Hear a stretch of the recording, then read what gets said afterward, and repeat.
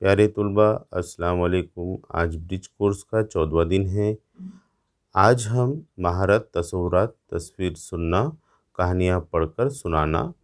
आओ मालूम करें, पहले असातिज़ा वालिदैन दर्ज झेल सरगर्मी से मुतालिक तफसीली गुफ्तगू करें और तलबा को तयशुदा तस्वीरी कहानी बग़ौर सुनने कहेंगे।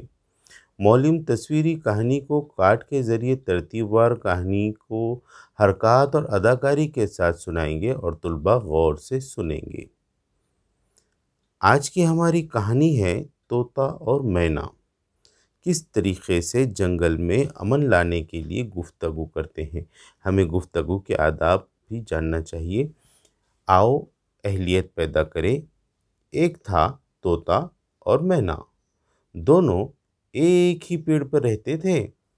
दोनों में बड़ी दोस्ती थी, मगर तोता ज़रा गमगीन रहता था। मैना उसको महसूस करती थी और उसकी परेशानी और गम का सबब पूछती। तोते ने इसकी वजह बताई। जंगल और बाग में अफरा तफरी मची है।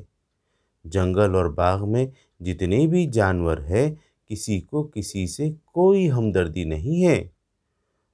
तुमने भी देखा होगा कि कौवा चिड़ियों के घोंसले में जाकर उनके अंडे और बच्चे खा लेता है।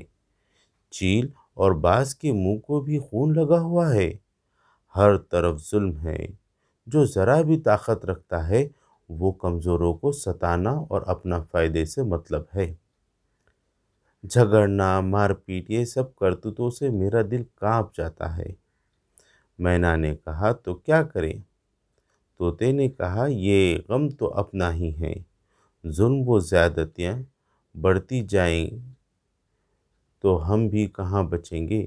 ये अक्लमंदी की निशानी नहीं है, वरना हम सब बुरी मुसीबत में पड़ जाएंगे। मैना ने कहा, फिर क्या करें? हम दोनों मिलकर तमाम जानवरों के पास जाकर समझाएंगे। तोता और मैना ने मिलकर जंगल के तमाम साथियों को समझाए। जंगल में तमाम जानवर अमन व सुकून से रहने लगे। इस कहानी से ये सबक मिलता है कि जुल्म और बुराई को देखकर खामोश नहीं बैठना चाहिए, बल्कि इसको ख़त्म करने की कोशिश करना चाहिए। आओ मशक़ करें, हमें इस कहानी से कौन सा सबक हासिल हुआ। हमें इस कहानी से जुल्म और बुराई को ख़त्म करने के लिए कोशिश करने का सबक हासिल हुआ। आपको कौन सी बात पसंद आई है? हमें तोता और मैना का इत्तेहाद से रहना पसंद आया है। ये कहानी आप अपने दोस्तों को सुनाओ।